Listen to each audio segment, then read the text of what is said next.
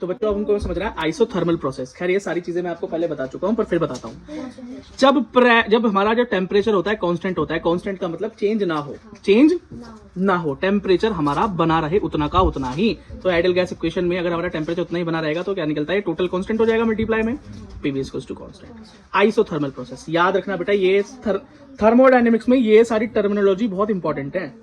Iso मतलब होता है सेम, थर्मल मतलब हीट, सेम या सेम टेम्परेचर, ठीक है। अच्छा, अब कुछ नेसेसरी कंडीशन दे रखी है कि भैया जो वॉल होती है कंटेनर की शुड बी परफेक्टली कंडक्टिंग, जिस भी हो रहा है कंटेनर क्या है जिसमें कोई अब सिस्टम था ना, थर्मोडायनेमिक जो सिस्टम है हमारा, उस सिस्टम में जो वॉल लगी हुई है जिस कंटेनर में वो कैसी होती है, कैसी होनी चाहिए, परफेक्टली कंडक्टिंग, मतलब आर पार जाने का साधन हो, ठीक। हाँ, अब एडियाबैटिक देखो दूसरा प्रोसेस है एडियाबैटिक प्रोसेस, वेरी इंपॉर्टेंट। यहां पर heat transfer does not take place, heat का ट्रांसफर बिल्कुल भी नहीं हो सकता। तो यहां पर आपने देखा कि जैसे ये कंटेनर की वाल थी, ये क्या है, कंडक्टिंग, मतलब टेम्परेचर मूव कर, हीट मूव कर सकती है। लेकिन आप बोलोगे भैया अगर हीट मूव कर जाएगी ये तो फिर टेम्परेचर चेंज हो जाएगा। तो बेटा हीट मूव ही ऐसे हो रही है कि जितनी जा रही है उतनी ही आ रही है, और इसी वजह से वो बेटा कांस्टेंट बनी रहती है टेम्परेचर। उसके बाद बात करते हैं एडियाबैटिक प्रोसेस की, जिस प्रोसेस के अंदर हीट जो है वो ट्रांसफर ही नहीं हो सकती। इसका मतलब जो कंटेनर की वाल होगी वो कैसी होगी, इंसुलेटिंग। इंसुलेटिंग का मतलब क्या है, जो बिल्कुल भी हीट का ट्रांसफर होने ही ना दे, क्या होने ही ना दे। हाँ देखो बेटा, एडियाबैटिक रिलेशनशिप किसके बीच में, प्रेशर और वॉल्यूम के बीच में, ठीक है। तो यह है PV equals to constant. Adiabatic relationship between pressure and temperature. Adiabatic का मतलब पता है क्या है, हीट कांस्टेंट है, हीट ट्रांसफर नहीं हो सकती, ठीक है। तो यह है T मल्टीप्लाई P, T और P ये क्या है, temperature and pressure equals to constant. अब adiabatic relationship between T and V which is temperature and volume is T multiply V is equals to constant, ठीक है। चलो ये ज्यादा इतना इंपॉर्टेंट नहीं है, इसको ज्यादा टेंशन लेने वाली जरूरत नहीं है, नॉर्मल थ्योरी ज्यादा समझनी जरूरी है। देखो भाई, expression for work done during isothermal process. Isothermal का मतलब है टेम्परेचर कांस्टेंट रहेगा, तो जब वर्क डन होगा उसका किस तरीके से एक्सप्रेशन निकलता है, वर्क डन का फॉर्मूला क्या होता है। सबसे पहली बात तो याद दिला देता हूं, मैंने ग्राफ आपको पहले ही बताया था प्रेशर का और वॉल्यूम का। इसके अंदर जब मैंने आपको बताया था प्रोसेस, तो एरिया अंडर कर्व, इसके अंदर जो एरिया हम निकालते हैं वो होता है बेटा वर्क डन, ठीक है। जो क्या होता है, कोई फर्स्ट एक वॉल्यूम होगा वो ट्रांसफर होकर दूसरी वॉल्यूम बन जाएगी। अब प्रेशर और वॉल्यूम का रिलेशनशिप तो तुमको पता ही है ना, प्रेशर बढ़ेगा तो अगर तुम प्रेशर को बढ़ाते जाओगे तो वॉल्यूम घटता चला जाएगा, और नीचे की तरफ जाओगे उल्टा, अगर क्या करोगे, प्रेशर कम होगा, प्रेशर कम होता जाएगा तो तुम्हारा वॉल्यूम बढ़ता चला जाएगा, ठीक है। तो शुरुआती इनिशियल कुछ प्रेशर होगा, एंड में दूसरा प्रेशर कम होगा या सेकेंडरी प्रेशर होगा। इसी तरह से वॉल्यूम में भी वेरिएशन आएगा एज रिस्पेक्ट टू प्रेशर, ठीक है। तो जो वर्क डन निकलता है इन दोनों के बीच में ये है बेटा W equals to integration V1 to V2 PdV, ठीक है। dV is the small change in volume, P is the pressure, वो तो first primary volume and secondary, मतलब पहली से दूसरी कंडीशन में जाना। अब क्या हो रहा है, चाहे तुम कम कर रहे हो चाहे तुम ज्यादा कर रहे हो, तुम्हारी मर्जी है, ठीक है। तो ये फॉर्मूला इज इंपॉर्टेंट, बाकी नोट्स तो आपको मिल रहे हैं हाथों हाथ, ठीक है। अब एक मोल के लिए, एक मोल गैस के लिए अगर कोई एक्सप्रेशन निकाले इसका, एक मोल गैस के लिए, कितने के लिए, एक मोल गैस के लिए, कि भैया एक मोल के लिए बताओ, तो भाई तो हमने एक मोल ले लिया, एन की जगह ले लिया 1 मोल, एन होता है नंबर ऑफ मोल, तो पीवी इक्वल्स टू एनआरटी होती है ना आइडियल गैस इक्वेशन। अब आइडियल गैस ही क्यों लेते हैं भाई, क्योंकि हम हर चीज आइडियल लेके चलते हैं फिजिक्स में, ठीक है, साइंस में। तो यहाँ पर एन की जगह 1 हो गया तो पीवी इक्वल्स टू आरटी लिख सकते हैं चुपचाप। तो PV equals to RT by V, ये हमारा जो वॉल्यूम है उधर जाकर क्या हो जाएगा, डिवाइड हो जाएगा, ठीक है भाई। और अपना फिर फॉर्मुला, वर्क का फॉर्मुला लगा दिया हमने, पी की जगह पे ये वाली, ये ना, हाँ, अब ये वाली वैल्यू लगा दी, उसके बाद हमने इंटीग्रेट किया और हमारे पास फाइनल वैल्यू आ गई, ये रही RT 2.000 log 10 की वैल्यू V2 है V1। अच्छा, जिसको हाँ ये फॉर्मूले में लोग है। देखो, जिस बंदे को, जिस बच्चे को इंटीग्रेशन नहीं आती है, ठीक है, जिसको इंटीग्रेशन नहीं आती है उसके लिए मैं इंटीग्रेशन की अपनी वीडियो का लिंक इस वीडियो में पोस्ट कर दूंगा, और सीख लेना भाई। अगर इंटीग्रेशन नहीं आती है तो फॉर्मूला 10 बार भी रट लेना, जब क्वेश्चन आएगा और यहाँ पर वैल्यू पुट करोगे सॉल्व भी नहीं कर पाओगे, तुम्हारा वहीं क्वेश्चन स्टक हो जाएगा। तो इसलिए आपको इंटीग्रेशन भी आनी चाहिए और डिफरेंशिएशन भी आनी चाहिए। 33 मिनट की वीडियो भी नहीं है यार, 33 मिनट की वीडियो भी नहीं है, और उसके अंदर इतना परफेक्ट हो जाओगे तुम इंटीग्रेशन डिफरेंशिएशन में, तो तुम्हारा काफी काम हो जाएगा, ठीक है।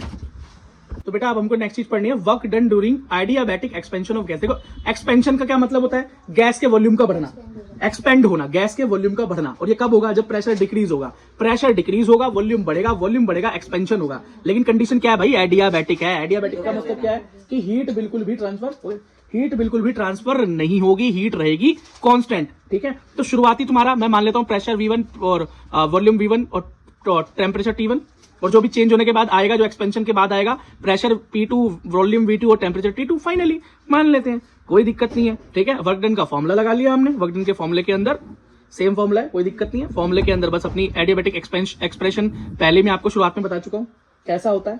ठीक है, वही मैंने यहाँ पर पुट कर दिया और इसका कर दिया इंटीग्रेशन। ठीक है, जिसको आती है इंटीग्रेशन उसकी बल्ले बल्ले, और जिसे नहीं आती है वो वीडियो देख ले।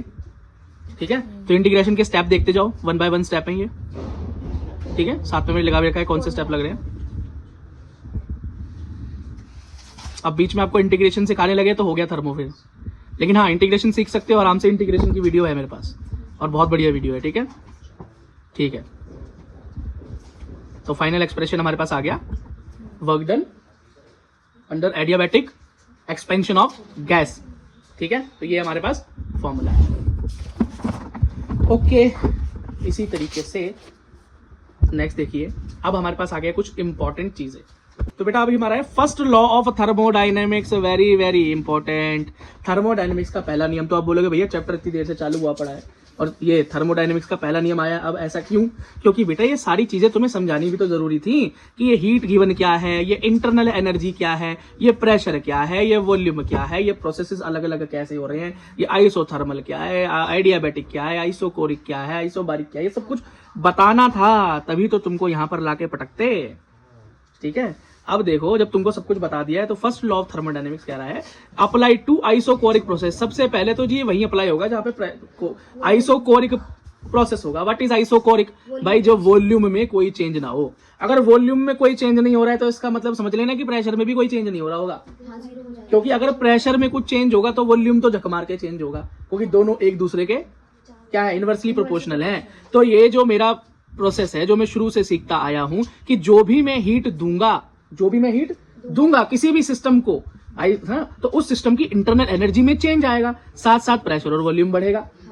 ठीक है, या घटेगा, जो भी होगा, प्रेशर बढ़ेगा वॉल्यूम घटेगा, वॉल्यूम बढ़ेगा प्रेशर घटेगा, सेम मतलब आगे पीछे है, इनवर्सली प्रोपोर्शनल, एक घटेगा एक बढ़ेगा। तो अगर मेरा यही जीरो हो गया वॉल्यूम, तो प्रेशर तो ऑटोमेटिकली जीरो हो गया। तो इस प्रोसेस के अंदर क्या होगा, जितनी भी हीट तुम दोगे वो पूरी की पूरी इंटरनल एनर्जी में ही कन्वर्ट हो जाएगी। वो टोटल किस में कन्वर्ट हो जाएगी? Internal energy. मतलब heat given will change in internal energy and temperature only and only. जब इंटरनल जो है हीट बढ़ेगी तो क्या इंटरनल एनर्जी बढ़ेगी, तो हीट बढ़ेगी, टेम्परेचर बढ़ेगा सिर्फ। ठीक है ना, बस। अगर मेरे को ये delta T change in temperature की, टेम्परेचर में कितना चेंज आएगा, इंटरनल एनर्जी चेंज हो रही है तो मैं यहाँ इस फॉर्मूले से निकाल सकता हूँ, बात खत्म हो गई। अब अगली चीज है first law of thermodynamics in cyclic process. तो भाई मैं तुमको पहले ही बता चुका हूं कि साइक्लिक प्रोसेस वो प्रोसेस है जिसके अंदर प्रोसेस होने के बाद दोबारा वापस आ सकता है। जैसे पानी तुमने गर्म किया, छोड़ दो, ठंडा हो जाएगा। दूध उबाला, छोड़ दो, दोबारा से कच्चा हो जाएगा? नहीं, ठंडा हो जाएगा। ठीक है, अभी खुश हो रहे थे तुम। देखो तो प्रोसेस तो वही है अपना, heat given, internal energy, work done. ठीक है ना। अब भाई याद रखना, साइक्लिक प्रोसेस जो होता है उसके अंदर इंटरनल एनर्जी जीरो हो जाती है। इंटरनल एनर्जी क्या हो जाती है? जीरो हो जाती है। भाई लूज हो जाती है ना, यहां तक बढ़ी और वापस जाते हुए घट गई तो जीरो हो जाती है। तो ये जीरो हो गया तो क्या हो गया, जितनी भी हीट दी वो टोटल वर्क डन में खत्म हो गई जी। गए और आए जी, पूरे थक गए, खत्म। जितनी हीट दी थी पूरी कंज्यूम किसमें? टोटल वर्क डन में लग गई। बात समझ में आ गई? अब यहाँ पर आता है क्वासी स्टैटिक प्रोसेस। ये क्वासी स्टैटिक प्रोसेस क्या है भाई? एक ऐसा प्रोसेस जो बहुत बहुत स्लो चले, इनफाइनाइटली स्लो, बहुत स्लो, वेरी स्लो प्रोसेस, उसको बोलते हैं हम क्वासी स्टैटिक प्रोसेस। याद रखना, इस तरह के प्रोसेस में थर्मल एंड केमिकल इक्विलिब्रियम क्या रहता है? मेंटेन रहता है। बहुत धीरे, इनफाइनाइटली स्लो प्रोसेस को क्वासी स्टैटिक प्रोसेस बोलते हैं। ठीक है। रिवर्सिबल प्रोसेस क्या है भाई? कोई भी एक ऐसा प्रोसेस जो दोबारा से अपनी रिवर्स डायरेक्शन में किया जा सकता है। इरिवर्सिबल प्रोसेस क्या है भाई? जिसको वापस नहीं लाया जा सकता, एक बार कर दिया तो कर दिया, दूध का पनीर बन गया तो बन गया, बात खत्म। ठीक है। अच्छा, specific heat of a gas क्या है? इसका मतलब है amount of heat required to raise the temperature of 1 gram of gas. ठीक है। 1 ग्राम गैस का टेम्परेचर 1 डिग्री सेल्सियस बढ़ाने के लिए जितनी हीट देनी पड़ती है वही है स्पेसिफिक हीट। इसका मतलब शॉर्टकट में यहां लिख लो, 1 ग्राम गैस को 1 डिग्री सेल्सियस गर्म करने के लिए जो तापमान चाहिए जो सॉरी हीट चाहिए, ऊष्मा चाहिए, वही है मेरी स्पेसिफिक हीट ऑफ गैस। ठीक है, लेकिन याद रखना but for gas specific heat is not unique और सिंगल वैल्यू। लेकिन बेटा ये यूनिक नहीं हो सकती, एक सिंगल वैल्यू नहीं हो सकती, ये प्रेशर पे और टेम्परेचर पर हमेशा डिपेंड करेगी। स्पेसिफिक हीट हमेशा किस पे डिपेंड करेगी गैस के केस में, उसके प्रेशर और टेम्परेचर पर डिपेंड करेगी ही करेगी। देखो बेटा different value of specific heat, जैसे कि मैंने बोला था गैस के लिए स्पेसिफिक हीट की कोई पर्टिकुलर वैल्यू नहीं हो सकती, क्योंकि गैस भाई डिफरेंट डिफरेंट बिहेव करती है, different different type of gas होती हैं, एक आइडियल गैस है, एक नॉन आइडियल गैस है, एक अलग। तो प्रेशर और टेम्परेचर ये दो ऐसी चीजें हैं जिस पर डिपेंड करेगी स्पेसिफिक हीट किसकी। गिवन होगी भाई कंडीशन तो गिवन होगी, और वो तो क्वेश्चन होगा तो गिवन ही रहती है। देखो यहाँ पर लिखा है if gas is suddenly compressed such that no heat is added, मतलब इसका मतलब क्या है कि गैस एकदम से कंप्रेस की गई, एकदम से उस पर प्रेशर डाल दिया गया, मान लो ये कोई पिस्टन है उसमें प्रेशर डाल के गैस को दबा दिया गया है ना, प्रेशर एकदम लेकिन कोई हीट का एक्सचेंज नहीं हुआ। क्या हुआ? हीट का एक्सचेंज नहीं हुआ, लेकिन टेम्परेचर क्या हुआ? इंक्रीज हुआ। टेम्परेचर क्या हुआ? इंक्रीज हुआ। इस केस के अंदर हमारा स्पेसिफिक हीट होता है 0। क्या होता है? 0, क्योंकि हीट हमने दिया ही नहीं, हमने सिर्फ प्रेशर बढ़ाया, तो हीट गिवन इज 0। और फॉर्मूला जो है हमारा ये रहा, स्पेसिफिक हीट काउंट करने का फॉर्मूला है, स्पेसिफिक हीट काउंट करने का, C is the specific heat, delta Q is the heat given, है ना, और अपॉन में चेंज इन टेम्परेचर, और ये मोल्स। चलो नीचे, तो यहाँ पर ये 0 हो गया, ऊपर तो 0 हो गया कंप्लीटली। ठीक है भाई, अब सेकंड कंडीशन देख लो, if gas is heated, gas heat की जाए, गैस क्या हो? हीट की जाए, ठीक है, बट अलाउड टू एक्सपेंड, मतलब गैस को गर्म भी करें और वो एक्सपेंड भी हो सके, मतलब हमने पिस्टन ऊपर की तरफ ले गए, एक्सपेंड हो रही है गैस, हाँ वो मास है, सॉरी, ठीक है, वो एक्सपेंड हो रही है गैस। तो टेम्परेचर क्या है इस केस में हमारा? 0। तो अब यहाँ नीचे टेम्परेचर 0 हो गया, 0 होता है नीचे तो होता है इनफाइनाइट। क्या होता है? इनफाइनाइट। हाँ तुम सही बोल रहे हो, ये मास है, मैंने बोल दिया। देखो इफ गैस इज हीटेड, मतलब ये थर्ड कंडीशन है, ऐसी एक फोर्थ कंडीशन है। तो अलग अलग कंडीशन में तुम्हें स्पेसिफिक हीट की अलग अलग वैल्यू देखने को मिल रही है। सीधी सी बात ये है, if gas is heated and expanded but still some temperature is increase, मतलब टेम्परेचर में कुछ इंक्रीमेंट देखने को मिल रहा है, टेम्परेचर बढ़ रहा है, तो तुम्हारा स्पेसिफिक हीट भी क्या होगा? बढ़ता हुआ दिखाई देगा। अगली बार if gas is heated and expanded but temperature is decreasing या फॉलिंग, तो भाई टेम्परेचर नेगेटिव हो रहा है, तो ये पूरा का पूरा क्या होगा? स्पेसिफिक हीट तुम्हें नेगेटिव होता हुआ दिखाई देगा। तो सीधी सी बात है भाई, स्पेसिफिक हीट पूरी तरह से प्रेशर, वॉल्यूम और टेम्परेचर पर डिपेंडेंट ही नजर आ रही है। तो इसीलिए कोई एग्जैक्टली फिक्स वैल्यू होना मुश्किल है और हो ही नहीं सकती, ठीक है ना। Okay, there are two principal specific heat, मतलब यहाँ पर प्रिंसिपल जो स्पेसिफिक हीट है इसके दो प्रिंसिपल हैं। Specific heat at constant pressure, ठीक है, अगला है specific heat at constant volume, है ना। तो ये होता है हमारा स्पेसिफिक हीट इज C और कांस्टेंट प्रेशर मतलब P, तो इसको हम बोल देते हैं CP। और अगर होगा specific heat C at constant pressure V, तो होगा CV, ठीक है। The amount of heat is required to raise the temperature, ये सेम टू सेम है, 1 डिग्री तक बढ़ाने के लिए जो चाहिए होता है वही है हमारा स्पेसिफिक हीट, लेकिन प्रेशर कैसा रहेगा? कांस्टेंट। सेकंड वाले में वही same amount of heat required to 1 gram, मतलब 1 ग्राम को गर्म करने के लिए, 1 डिग्री गर्म करने के लिए जो हीट हमें चाहिए होगी वो स्पेसिफिक हीट है, लेकिन वॉल्यूम कैसा रहेगा? कांस्टेंट। अच्छा एक चीज हमेशा याद रखना, हम ये CP जो है ना, कांस्टेंट प्रेशर की स्पेसिफिक हीट हमेशा ज्यादा होती है as compare to specific heat at constant volume, ठीक है। At constant volume heat given is used to increase temperature by its constant pressure, heat is used to be to do work and raise temperature. याद रखना कि हमेशा बेटा, हमेशा कि हमारा CP is always greater than CV, ठीक है। चलो अगला देखो, अब CP और CV के बीच में एक रिलेशन है, तो ये है, इसको रिमेंबर रखना, स्क्रीनशॉट ले लो इसका, ठीक है। चलो भाई अगली चीज, और बहुत ही इंपॉर्टेंट चीजों में से एक, heat engine. What is heat engine? इसको बहुत बहुत ध्यान से समझना। हीट इंजन क्या है? तो बेटा हीट इंजन का मतलब है, जैसे कि सबसे पहले थॉमस अल्वा एडिसन जी ने जो बनाया था, हाँ क्या बनाया जी? कि अगर हीट मतलब कि सप्लाई करेंगे तो कोई वो वर्क करेगा। सीधी सी बात। अरे अपना कोल इंजन नहीं था, छुक छुक रेलगाड़ी का इंजन नहीं था, ये सब हीट इंजन है। जो तुम्हारी गाड़ियां आज चलती हैं सब हीट इंजन है, ठीक है। हीट इंजन का मतलब होता है बेटा हीट का इस्तेमाल करके, हीट एनर्जी का इस्तेमाल करके वो काम करता है, ठीक। अब इसके अंदर कुछ चीजें समझ लो। एक तो होता है बेटा it device convert heat energy into mechanical energy, मतलब हीट का इस्तेमाल करके पहियों का चलना और प्रतिदिन के काम होना, मशीनरी का चलना, यही है। सबसे पहला एग्जांपल और बड़ा एग्जांपल स्टीम इंजन है, सबसे बड़ा है। हाँ, स्टीम इंजन है, ठीक है। चलो इसके अंदर बेटा एक होता है बीच में इंजन, एक ऊपर होता है सोर्स और नीचे होता है सिंक। क्या होता है? सिंक। सिंक का टेम्परेचर हमेशा होता है कम, सोर्स का हमेशा होता है ज्यादा, और हीट इंजन क्या है? जहां पर होता है काम, ठीक है। तो सोर्स का मतलब समझ लो कि भाई एकदम मैंने यहाँ से हीट इंजन में पेट्रोल या कोयला वगैरह डला हुआ है जो लगातार जल रहा है। क्या हो रहा है? लगातार जल रहा है, और जो उसके पास बहुत टेम्परेचर है, बहुत हीट है, सॉरी बहुत हीट है उसके पास, उस थर्मल एनर्जी को खींचेगा इंजन। इंजन के अंदर क्या लगी होंगी? पिस्टन्स लगी होती हैं। पिस्टन क्या करती हैं? आपने कभी ऐड वगैरह देखा होगा इंजन ऑयल वगैरह, तो उसमें क्या होता है? कुछ पिस्टन लगी होती हैं, एक ऊपर नीचे ऊपर नीचे ऊपर नीचे जा रही होती है ना, ऊपर नीचे, तो वो दिखाता है कि इंजन काम कर रहा है। ऐसा होता है कि इंजन काम कर रहा है। तो इसी तरीके से जब ये हीट अंदर जाती है तो इंजन काम करता है। फिर उस गति से चाहे हम पहिया चला लें, चाहे हवाई जहाज उड़ा लें, जो मन करे वो कर लें।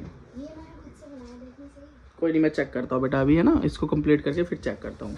तो बेटा ये है हमारा Q1 जो सोर्स से एनर्जी आ रही है, ठीक है ना। ये heat absorb from source, source जला, हीट यहां से आई इंजन में गई, इंजन ने काम किया, और फिर कुछ बची हुई हीट, बेटा इंजन जो है वो सारी हीट को काम में कन्वर्ट नहीं कर सकता, कुछ लॉस करता है, बहुत लॉस करता है, थोड़ा नहीं काफी लॉस होता है। एक आइडियल इंजन नहीं है इस दुनिया में, ठीक है। ऐसा एक इंजन हम आगे पढ़ेंगे, कार्नोट इंजन, जो एक थ्योरेटिकल इंजन है जो कि इस बेसिस पे काम कर रहा है कि हम हीट को लॉस ही नहीं होने देंगे। जितनी भी हीट सोर्स से खींची जाएगी वो मैकेनिकल एनर्जी में कन्वर्ट हो पाएगी 100% एफिशिएंसी। खैर ऐसा होना संभव नहीं है, वो थ्योरी में ही है, वो थ्योरी में है। अभी हम आगे पढ़ेंगे, कार्नोट इंजन थोड़ा सा है, उसका इंट्रो है। तो सोर्स से एनर्जी गई, हीट इंजन के पास गई, हीट इंजन ने उसका काम कर लिया, बची हुई हीट सिंक में चली गई, मतलब आगे इन्वायरमेंट में या वेस्ट में चली गई। हमेशा यहाँ का टेम्परेचर क्या होगा? लो होगा, और इनफाइनाइट कैपेसिटी है भाई, जितनी मर्जी हीट उसमें आप तुम डाल सकते हो। लो से हायर की तरफ मूव करेगी, हायर से लो की तो खुद देख लो ना, हायर से लोअर की तरफ मूव हो रहा है यहाँ पे, ठीक है। देखो हायर से लोअर टेम्परेचर, सिंक होता ही लोअर टेम्परेचर है, सोर्स हमेशा हाई टेम्परेचर होता है, ठीक है। और इंजन ये है सीधा वर्किंग, ये क्या है? सीधा वर्किंग। अभी हम एक उल्टा वर्किंग पढ़ेंगे फ्रिज का। फ्रिज उल्टा काम करता है, ठीक है। वो क्या करता है? वो भाई उल्टा ही काम करेगा, वो सिंक से सोर्स पे जाएगा, वो सिंक से सोर्स की तरफ जाता है, वो काम ही उल्टा करता है। मैं बताता हूँ कैसे काम उल्टा करता है, पहले हम इंजन को ढंग से समझ लें तो अच्छा रहेगा। अब आपको पता है भाई Q1 हीट जो ली, जो ज्यादा है, Q2 हीट जो कि दी, जो कि ऑलवेज सी बात है कम होगी क्योंकि यूज हो चुका है कुछ काम वर्क में। तो वर्क क्या होगा भाई? इस बड़ी वाली वर्क की, अच्छा अब मैं बोलूंगा भैया कितना यूज किया है हमने हीट का, तो तुम बोलोगे भैया जितनी हीट आई और जितनी चली गई उसमें से दोनों को माइनस कर लो, पता चल जाएगा इस हीट इंजन ने कितना यूज किया होगा। तो बड़ी वाली हीट Q1 और गई हुई हीट Q2 को आपस में मैंने डिलीट किया, तो वर्क डन मुझे निकल कर आ गया, पता चल गया भैया इंजन ने कितनी हीट को कन्वर्ट किया मैकेनिकल एनर्जी में, ठीक है। अब बेटा हमको पढ़ना है एफिशिएंसी ऑफ हीट इंजन। इसका मतलब है कितना एफिशिएंट है। एफिशिएंसी का क्या मतलब है मैं समझाऊं। एफिशिएंसी का मतलब होता है कि कोई कितनी हीट ले रहा है और उसको कितना मैकेनिकल एनर्जी में कन्वर्ट कर रहा है और वेस्ट कितना कर रहा है। जो ज्यादा वेस्ट करेगा वो इंजन एफिशिएंट नहीं है, हाँ, और जो कम हीट को वेस्ट करेगा वो एफिशिएंट है। वेस्ट तो सब करेंगे, सिंक में तो सब डालेंगे, लेकिन कुछ इंजन कम डालते हैं, कुछ इंजन ज्यादा डालते हैं। बोलते हैं ना एवरेज कौन सा अच्छा दे रहा है, तो कोई 1 लीटर पेट्रोल में कितना अधिक चल सकता है, सीधी सी बात। तो समझ लो कोई 50 चल रहा है और दूसरा कोई व्हीकल 30 चल रहा है, तो ज्यादा एफिशिएंट कौन है? जो 50 चल रहा है, ठीक है, बस वही है। तो इसका बेटा निकालने का फॉर्मूला है eta equals to work done upon में हीट ऑब्जर्व। कितनी हीट ऑब्जर्व करी वो Q1 है हमें पता है, और work done Q1 minus Q2 है। अभी हम पीछे देख कर आए हैं, Q1 माइनस Q2 है, बस ऊपर नीचे रखा और हमने एक फॉर्मूला निकाल के रख लिया, है ना। Q1 क्या टेम्परेचर 1, Q2 क्या टेम्परेचर 2, फॉर्मूला निकल कर आया eta equals to T1 minus T2 upon में T1। एक एग्जैक्ट वैल्यू भी निकालते हैं लोग, पर इसको इतना ही याद रखना, ठीक है, क्योंकि हर इंजन की तुम इस पे कैसे निकाल लोगे एक फिक्स वैल्यू, बताओ तो, है ना। ईटा की अगर तुम बोल रहे हो एक फिक्स वैल्यू तो नहीं है, क्योंकि क्यों नहीं हो सकती? क्योंकि भाई तुम्हें क्या पता तुम कौन से इंजन की बात कर रहे हो, और हर इंजन की एफिशिएंसी ऊपर है नीचे है, ऊपर है नीचे है। अब हमें पढ़ना है भाई रेफ्रिजरेटर या हीट पंप, इसे क्यों बोलते हैं भाई हीट पंप या रेफ्रिजरेटर?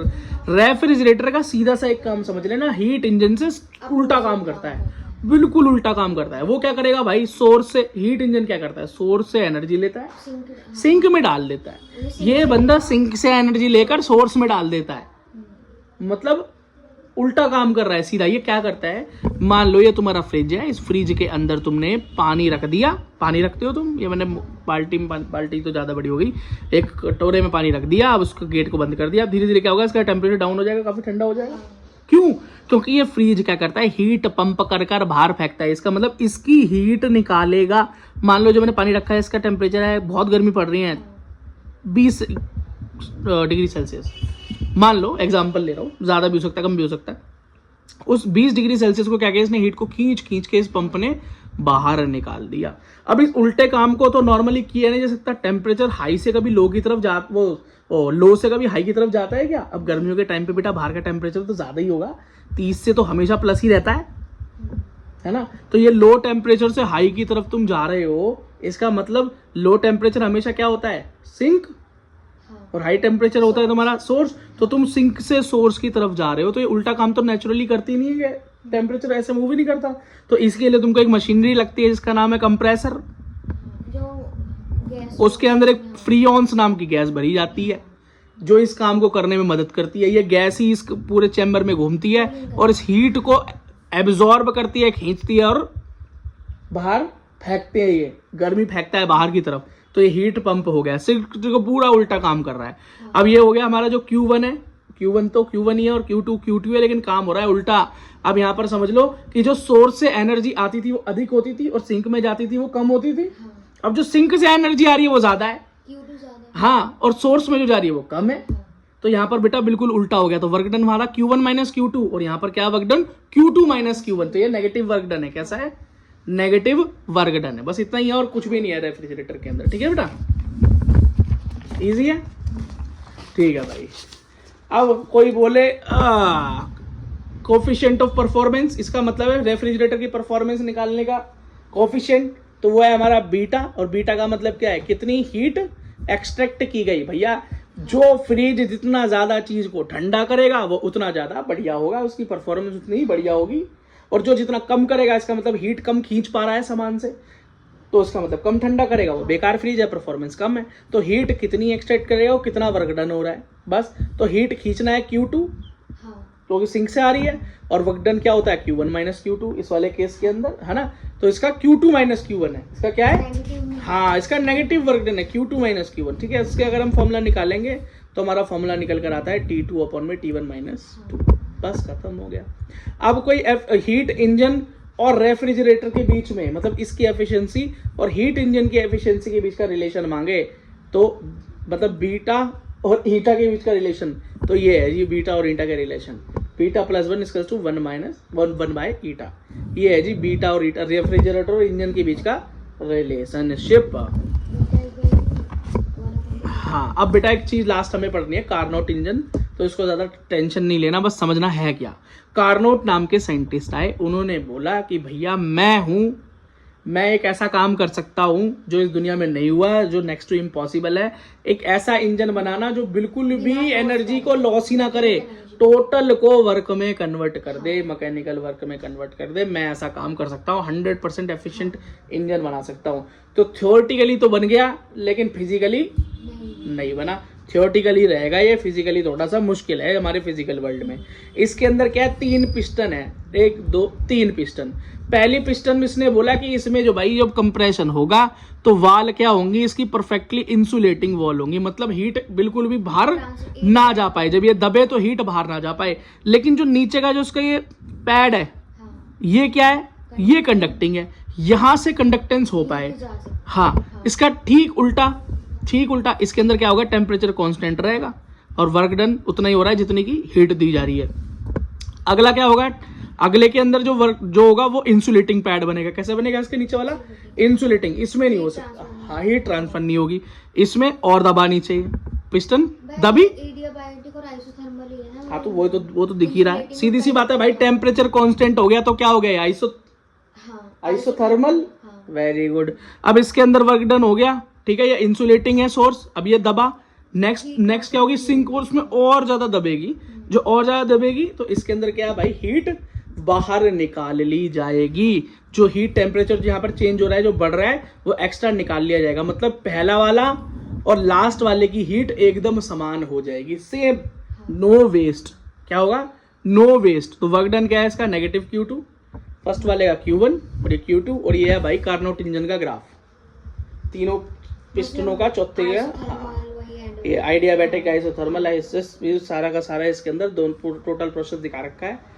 ये रहा तुम्हारे सामने, बस खत्म हो गया। Carnot engine is a theoretical engine which claims 100% efficiency. ऐसा इंजन है जो मतलब नहीं है भाई, नहीं है। आप अगर अपने फोन को भी चार्ज करते हो तो जितनी 100% चार्ज करते हो वो पूरी की पूरी थोड़ी ना तुम्हारे को एफिशिएंसी देता है। फोन भी तो गर्म होता है, हीट होता है, उसमें भी तो उसकी एनर्जी वेस्ट हो जाती है, ठीक है। अब आइसोथर्मल एक्सपेंशन, जब गैस का एक्सपेंशन होगा, आइसोथर्मल मतलब टेम्परेचर में कोई चेंज ना हो और हीट ट्रांसफर हो। तो बेटा ये फॉर्मूला है, एनआरटी लोग, मैं सबको बोल रहा हूँ इंटीग्रेशन सीख लेना एक बार। अब work done during adiabatic process, adiabatic का मतलब हीट ट्रांसफर ना हो, ठीक है, तो उसके लिए ये रिलेशनशिप है। फिर अगला वर्क डन ड्यूरिंग आइसोथर्मल मतलब कंप्रेशन, मतलब कंप्रेशन हो, दबे लेकिन टेम्परेचर सेम रहे, ये रहा। और work done during adiabatic compression, adiabatic मतलब हीट बिल्कुल भी ट्रांसफर ना हो, ये रहा। अब नेट वर्क डन पूछे कोई, बोले भाई टोटल वर्क डन निकालो, तो टोटल यह है work done by gas, work done on gas, ठीक है। तो यह W1 और W2 गैस के ऊपर काम, और दूसरा होता है जब वो उल्टा चलता है, पिस्टन जब दबता है तो वर्क होता है ऊपर, और जब पिस्टन ऊपर चला जाता है तो होता है वर्क, गैस उल्टा काम प्रेशर लगाती है, तो ये हो गया W3 प्लस W4, बस खत्म। एरिया अंडर ग्राफ ही होता है हमेशा। पॉजिटिव नेगेटिव याद रखना पड़ेगा वर्क डन, नहीं या मतलब ये फॉर्मूला तो बेटा एज इट इज याद ही रखना मतलब सबके वर्क डन नेगेटिव तो हाँ, ये तो ऐसे याद करना पड़ेगा, ठीक है। चलो भाई सब्सक्राइब मार देना, ये नोट्स अगर चाहिए तो टेलीग्राम पे मिल जाएंगे, कमेंट कर देना नीचे फ्री ऑफ कॉस्ट, लिंक इस वीडियो के डिस्क्रिप्शन में। मिलता हूँ अगली वीडियो में, धन्यवाद।